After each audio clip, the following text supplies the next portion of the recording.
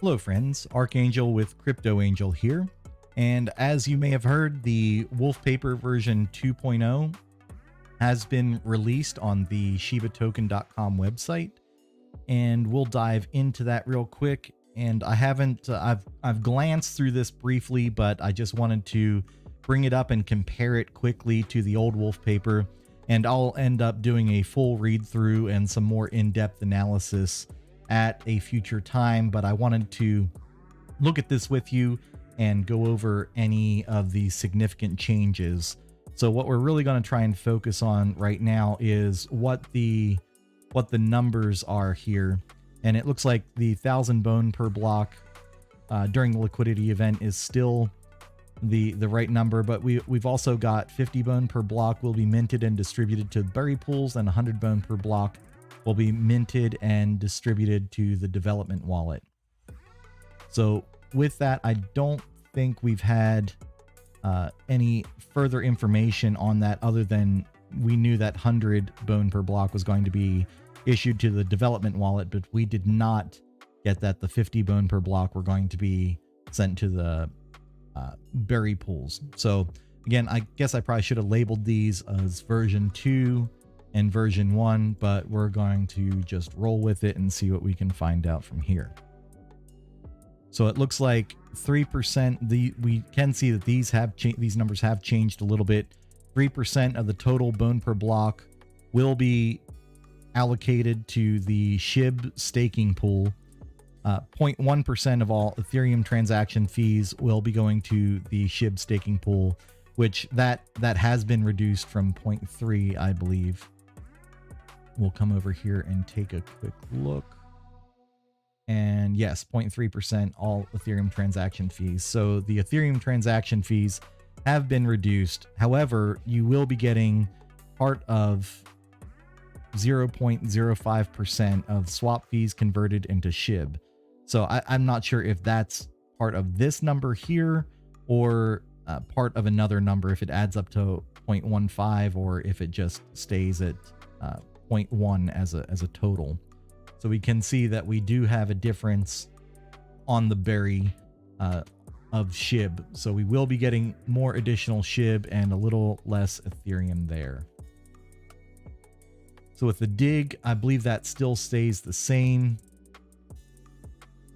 The reward locking is still the same.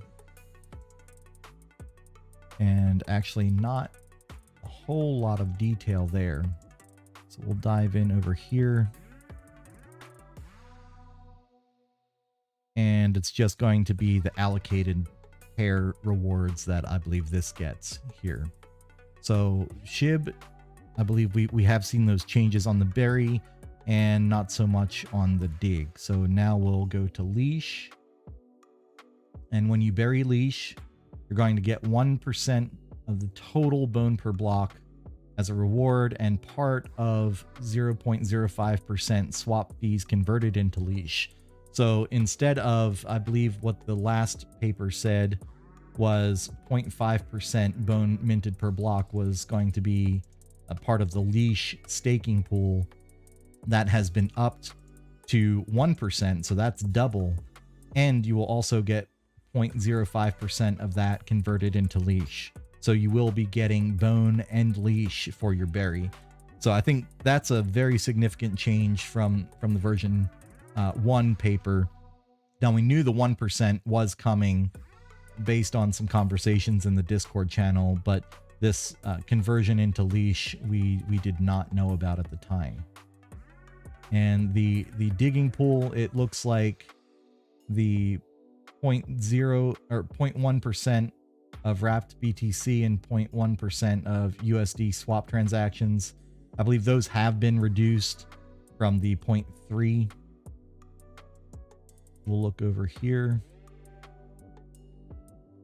And that's, sorry folks, I told you this one's going to be a little bit off the cuff. So yep, we had 0.3% over here and 0.3% for the USDC. So those swap transaction fees have been reduced for the dig portion of Leash. Now we'll go check out Bone over here. And Bone is getting that 1% of the total bone per block, so that part has not changed. However, we do see this continuing trend of the 0.05% swap fees converted into Bone. So anytime you stake your SHIB, Leash, or Bone, you will be slightly increasing your holding of that particular token. So overall, I think pretty decent changes. Obviously, it's disappointing anytime a number goes down. It's always exciting to see a number go up, and we will continue to, probably have further discussions on what the implications of those are. Now we're also looking at the dig, so we see 0.1% of all DAI swap returns and 0.1% of all USDT, and that also has been reduced, I believe, from the 0.03% or 0.3%. I'm sorry. So, and that indeed has decreased there. So, but the locking rewards are still the same. Nothing has changed there. So now that we have a handle on that, let's go see if the allocation pairs have remained the same. We've got 1, 2, 3, 4, 5, 6, 7, 8, 9, 10, 11, 12, 13, 14, 15, 16. So we did hear that this Elon ETH pair was going to be discarded. However, it's still in the version 2. So we'll see what happens with that. Now, one of the interesting things is that this has significantly changed from the version 1. So the Bone ETH pair was at a 1500 allocation pair. The SHIB ETH pair was at 700, and Leash ETH was at 500. So we can see that those have all been shuffled around quite a bit.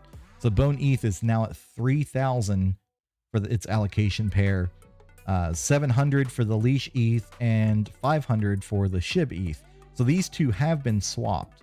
So I know I did a video the other day about the allocation pairs from the version 1 Woofpaper, and that was a little bit in contradiction what we had seen Eric put forth in a message earlier in the month, and we didn't really know which one was correct. So this shows us that indeed the SHIB ETH and Leash ETH allocation pairs have been switched, and the Bone ETH pair has been doubled. So I think for the rest of these, they are remaining the same. It's just the Uni V2 and the Sushi Swap LP has just been removed to reduce redundancy there. So yeah, all of these look pretty much the same here. So I'm not going to bore you and add these all up now, but I will do a video on the new percentages of what these changes actually mean. And with that, I believe we have the GER list is still the same. The future of Shiba Swap is still there. Now, we do have this multi-sig model that will be part of the Shiba Swap ecosystem.